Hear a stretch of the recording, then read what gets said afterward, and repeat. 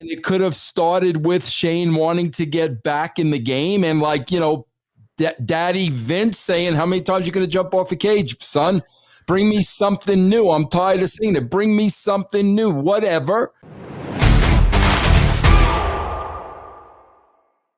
And we're back for yet another episode of Writing with Russo. I'm Dr. Chris Featherstone. This is Vince Russo, ladies and gentlemen. We're going to get writing. I hope you have your pens together. And that's all I got. How are you, Vince Russo? Was that the mean Braun Strowman right there, bro? No, this is the mean Braun Strowman. What's going on, Dr. Chris? Steel cage. Yeah. Man.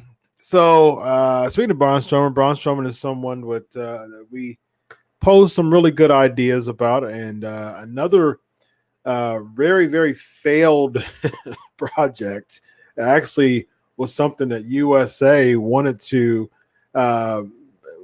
keep going, wanted to really hold their head up high and hang their hat on, was something that was kind of doomed from the start because the setup really was leading to hopefully the payoff. The payoff better be someone that is worth all of this setup, all of this build. And the payoff was unfortunately a mid-card guy. Yes, we are talking about Retribution. Vince Russo, what are your thoughts on Retribution? My thoughts are, Chris, this is very, very simple. If you remember, it might have even been the same week. We had Retribution, the introduction of Retribution, and the what was it, Raw Fight Club, the fight night, Raw Underground, on I think the same night. Now, Chris, if you remember, both of them came out of nowhere. Yeah, that's not how you do it, bro. I'm going to go right back to a term I've used many times before, which is called setting the table. Mm-hmm. If you know you want to do this Raw Underground and you know you want to do Retribution, you got to set the table. Yep. And, bro, what I would have done is I would have started with Raw Underground. Okay. Because, bro, Raw Underground came out of nowhere. We don't know why. There was no reason for it. Shane McMahon was no, bro, that needed to be a story. And it could have started with, bro, listen, Shane McMahon loves the spotlight. Mm-hmm. And it could have started with Shane wanting to get back in the game and Daddy Vince saying, how many times are you going to jump off a cage, son? Bring me something new. I'm tired of seeing it. Bring me something new, whatever. Yeah. Bro, you could have gone from there to Shane going to these Gleason gym types of places, and we don't know what he's doing. We don't know what he's up to. Mm-hmm. Build up to then he brings the concept of Vince. They still never tell you what it is. Mm-hmm. Then we're going to have the big reveal. Then we've got Raw Underground. Bro, that alone is a 3-month story before we ever see it. Yeah. Okay, bro? And it gives it some buy-in. I mean, there's absolutely no buy-in. Like you just literally said, okay, 10 o'clock hour. It's too whatever crazy type of promo they put on and some tagline, too wild to be on the. It has to be on the 10 o'clock hour or something. They were trying to plug the 10 o'clock hour. The reason why it had to be that late at night.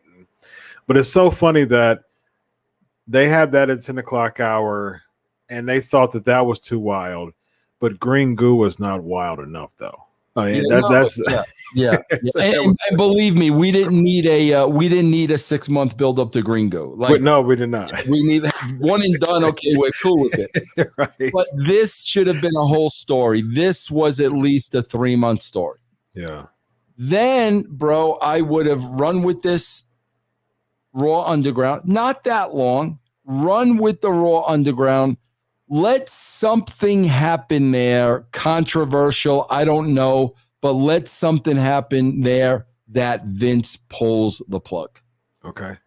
Shane is very, very, very upset by this. Okay? Maybe some color.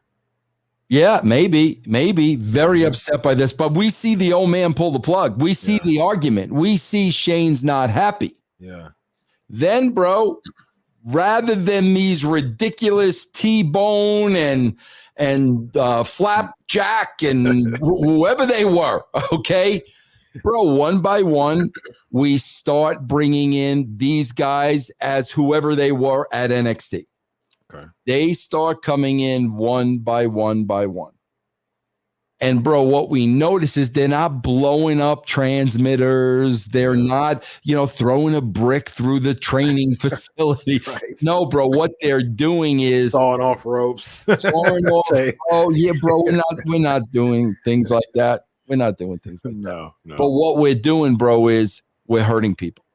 Mm. They're hurting people. It's you can almost tell. And bro, you spread them out so it doesn't. It's not 5 guys on once. We're debuting 5 new guys and all 5 of these guys. No. One at a time, slowly. Bring in the one guy starts hurting people. We almost see like, bro, it's not about winning the match. Like this guy wants to hurt people, right? Maybe you suspend the guy, whatever you do. 3 weeks later, a month later, bring in the next NXT guy. Same thing. We get to the 3rd guy, same thing. Bring in the girl, Mia Yim, same thing. Okay? Well, bro, what we find out is Shane's behind it. Okay. Shane was, Shane's involved. He's part of the family. He got with Triple H, and they're deciding who goes up to the big league. But meanwhile, in Shane's head and in Shane's idea, you know what? I'm going to screw up my dad's show the same way he screwed up mine. Yeah. This is a year. Wow. This is a year. Bro, the bottom line is they put 0 thought into this, and both of these angles were over before they even started, bro.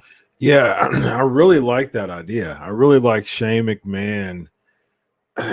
Give it a reason, give it a reason why it even started. It just came out of nowhere. Yeah, and it's almost like, bro, Dad shuts down a Raw Underground. I'm going to bring Raw Underground to the WWE without anybody even knowing about it. I'm going to let these guys do what they were going to do in Raw Underground to WWE talent. Yeah. And they just started beating people up, kind of shoot style, just like it was on Raw Underground. Absolutely. Yep. And then, like I said, bro, then you have the reveal. Like, bro, I would write this in such a way, bro, like you would have no idea it was Shane McMahon. No idea whatsoever. And then you have the big reveal, and then you put the pieces together, and then you tell the backstory. You didn't want my Raw Underground? Fine, I'm going to bring Raw Underground to the WWE. Very nice. Yeah. So where does Mustafa Ali fit in here? Why'd you have to kill my plans? That's our favorite, man. Bro, listen, again, Chris, I'm going to be honest with you. Bro, I kind of know Shane McMahon. Bro, to do this angle, Shane is going to bring in the biggest, baddest guys he can find. Bro, that's a whole other show for a whole other time. If you want to do a show on Mustafa Ali, we'll do one. But bro, in this scenario, this guy he doesn't work. Shane wants to bring in killers, and Shane wants to bring in people that will. Shane's almost bonusing these guys to hurt somebody. Maybe that's part of the story, bro. They'll make more in bonuses. He'll tell his old man they'll make more in bonuses in hurting people than you'll pay them for the year.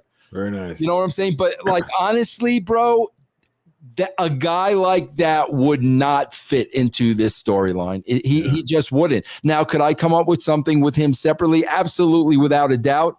But I would not try to force that here, bro, because I don't think it fits.